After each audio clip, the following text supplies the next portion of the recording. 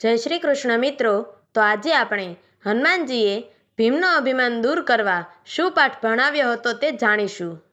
પુરાણો અનુસાર હનુમાનજી પવનદેવના પુત્ર હતા અને ભીમ પણ પવનદેવના આશીર્વાદથી જ જન્મ્યો હતો. એટલે હનુમાનજી ભીમના મોટા ભાઈ થયા. ભીમ બહુ શક્તિશાળી હતો, પણ એક સમય બાદ તેને પોતાના બળ પર ઘમંડ થવા લાગ્યું. હનુમાનજીએ વિચાર્યું કે ભીમને આ અભિમાન છોડાવવું જોઈએ.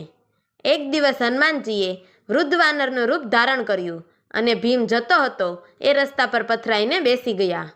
ભીમે જોયું કે એક વૃદ્ધ વાનર રસ્તા પર સૂતા છે, તો તેણે જોરથી કહ્યું કે અહીંથી હટી જાઓ, મારે માર્ગમાંથી પસાર થવાનું છે. પણ વાનર શાંત રહ્યો અને બોલ્યા કે મને ખૂબ થાક લાગ્યો છે, હું ઉઠી શકતો નથી. જો તારામાં શક્તિ હોય તો તું મારી પૂંછડી હટાવી દે.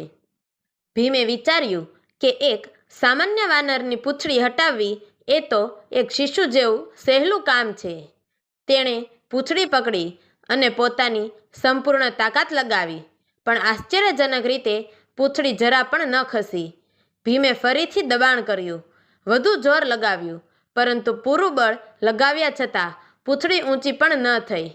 આવી અદ્ભુત શક્તિ જોઈને ભીમને ચિંતાનો સંકેત મળ્યો.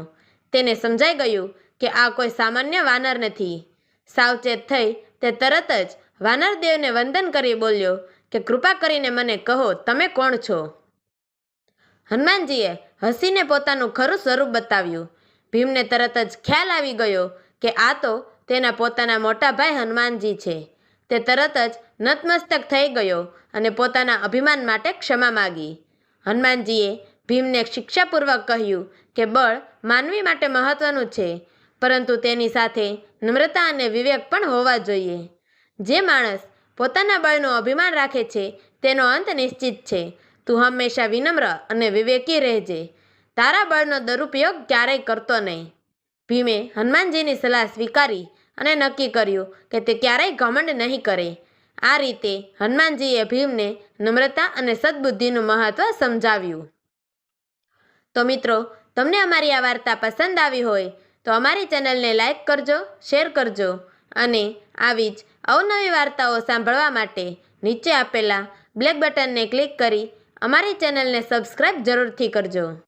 તો મિત્રો, અમારી આ વાર્તાને છેલ્લે સુધી સાંભળવા માટે તમારો ખૂબ ખૂબ ધન્યવાદ. જય શ્રી કૃષ્ણ. હર હર મહાદેવ.